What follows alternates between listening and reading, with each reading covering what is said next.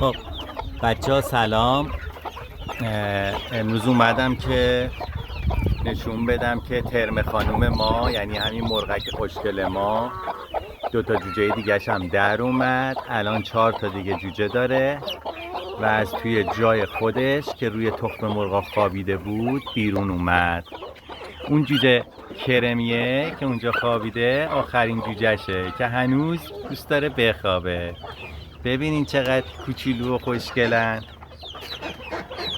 ترم خانومم اومدش تو قفس خودش، آب و دونش هم گرفته و با جوجه کوچولوهاش داره خوش میگذره. اگه اجازه بده بریم جوجه هاشو ببینیم.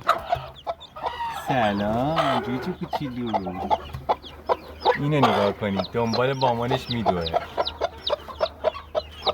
وای خدا دوباره خوابید. ببینید تازه به دنیا اومده، همش دوست داره بخوابه. مامانشون هم استرس گرفته، میگه از پیش من تکون نخورین کوچولوها.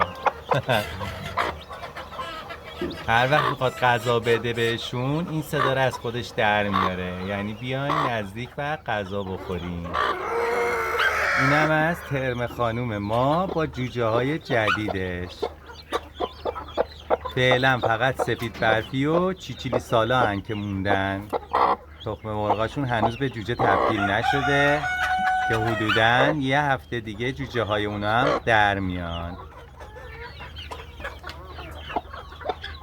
لایک و سابسکرایب یادتون نره. مرسی.